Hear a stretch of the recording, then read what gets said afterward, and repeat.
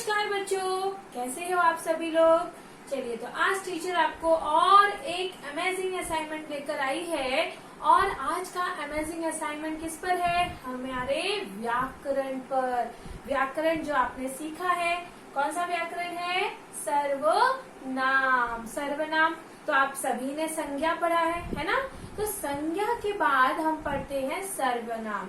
जैसे हमने देखा था कि हमारी जो भाषा होती है, जो हम बोलते हैं, जो हम लिखते हैं, है ना, तो वहाँ पर जब हम बार बार संज्ञा शब्दों का प्रयोग करते हैं तो वह हमें ना सुनने में अच्छी लगती है और ना ही बोलने में अच्छी लगती है ना, इसलिए हम उसे लिखते भी नहीं है।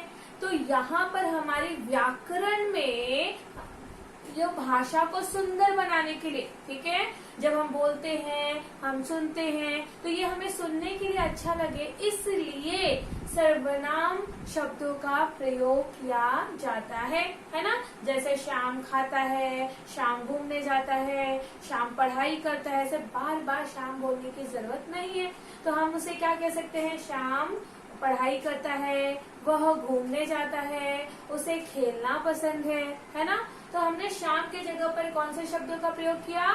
सर्वनाम शब्दों का प्रयोग किया। तो यही तो है सर्वनाम। तो चलिए, आप लोग ने पढ़ाई की है, सर्वनाम ऑलरेडी आप समझ चुके हैं। तो हम चलते हैं उस पर कुछ प्रश्नोत्तर, इसे हम सॉल्व करेंगे, इसे हम लिखेंगे। तो जैसे कि सबसे पहला प्रश्न पूछा गया है, क्या कहा गया है? सही शब्द चुनकर खाली स्थान भरो। Means fill in the blanks है। आपको वहाँ पे ब्रैकेट में दिया है, सही उत्तर दिया हुआ है, बट वहाँ पर 2 दिया है और आपको जो सही है ना उसे चुनना है और लिख देना है।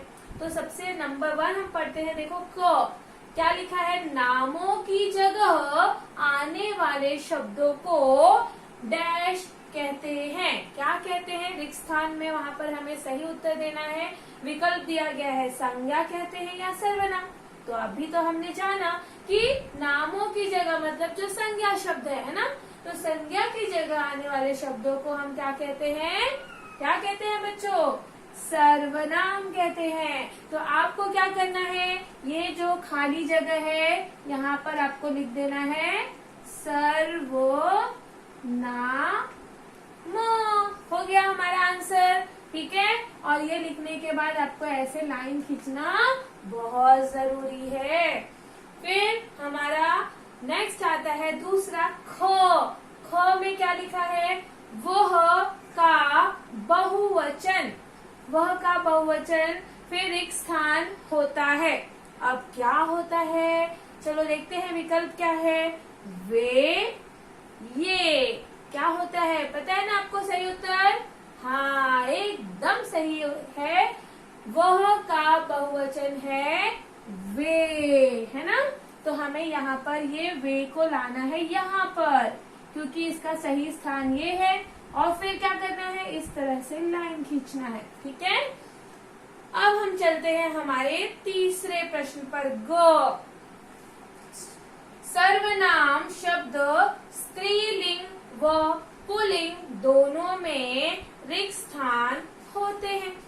अब आपने पढ़ा था ना, जो सर्वनाम शब्द होते हैं बच्चों, चाहे वो जेंडर चेंज नहीं होता है, ठीक है, वो चाहे स्त्रीलिंग हो या पुल्लिंग हो, मीन्स मेल हो या फीमेल हो, फेमिनाइन हो या कौन से हो, मेल हो, उनका जेंडर चेंज नहीं होता। वह दोनों के लिए समान होते हैं। जैसे वह शब्द है तो वह लड़का के लिए भी आता है, वह लड़का है, वह लड़की है ना। लड़की के लिए भी वह का प्रयोग किया जाता है, लड़के के लिए भी वह का प्रयोग किया जाता है। तो हमें यहाँ पर बताना है कि सर्वनाम शब्द स्त्रीलिंग व पुल्लिंग दोनों में होते हैं। जैसे एग्जाम्पल देखो, मोहन खाना खाता है, वह खेलने जाता है ना। फिर लतिका खाना खाती है, वह खेलने जाती है ना। वही नहीं बोलते हम, वह बोलते हैं। तो दोनों ही सेम होते हैं, चाहे वह स्त्रीलिंग हो चाहे वह पुल्लिंग हो। तो हमें यहाँ पर क्या देखना है? देखो, अलग होते हैं या एक समान होते हैं?